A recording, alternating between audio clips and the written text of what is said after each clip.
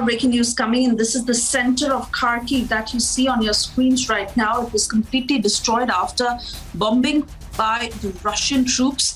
Firefighting teams trying to douse off that fire, and massive destruction as the rescue operations are still continuing. Now, when we talk of how the Russian offensive has been, Kharkiv, Kiev, Mariupol, major cities that have literally been razed down, and even as rescue operations continue, you once again see the central Kharkiv on your screens right now, residential areas that have received this attack, this shelling that you see, and fire being doused off by the rescue teams. Crispino, if I can come to you on this, because really talking about what is left now, as far as these back-to-back pictures are coming in from Kharkiv, Kiev, Mariupol, literally seeming like, majority of the city that has been razed down. Yes, Resham. Many cities are turning into ghost towns now, with the war entering day 19. We're looking at relentless, with Russia upping the offensive there in Ukraine. And the visuals that we're putting for our viewers right now in Kharkiv, it's just turned into another ghost town. Just like Mariupol, we earlier showed visuals on our screens for our viewers of how Mariupol was burning, it was shelled, it was reduced to rubble. Joining us on the broadcast is Major General G.D. Bakshi. Major General G.D. Bakshi, we're looking at the aftermath of the shelling of Russian airstrikes, not just on Mariupol, but on Kharkiv as well. Now, this comes amid the backdrop of the ongoing talks right now. Round 4 of talks between Russia and Ukraine is currently happening. What do you expect from these talks? Look, I am hopeful that we are reaching endgame. The Russian initial tactics, they thought they would be able to wind it up very quickly in a matter of days.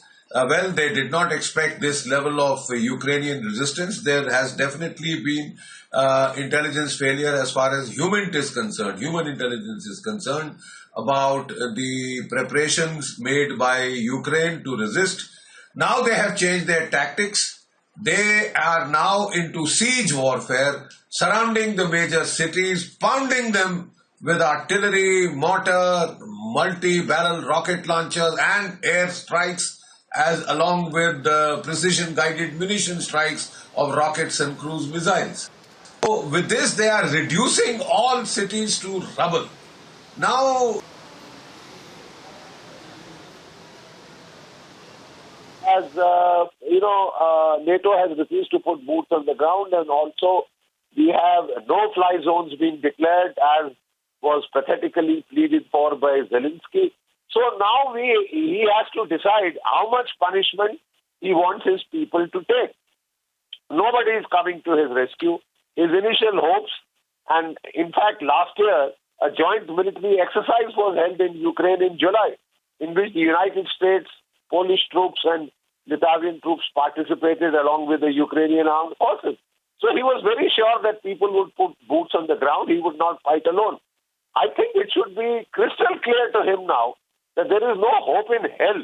He's not even getting an entry into the European Union. So all that he has to say is that, look, I won't join NATO.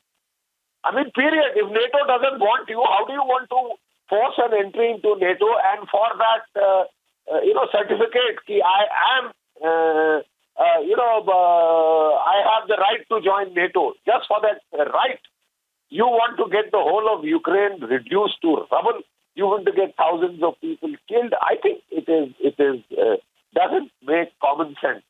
As far as Donbass is concerned, Donetsk and Lugansk are already fait accompli. Crimea is a fait accompli. Now, whether you want to have de facto occupation turned into de jure is what he has to decide. Yes. And the war will end.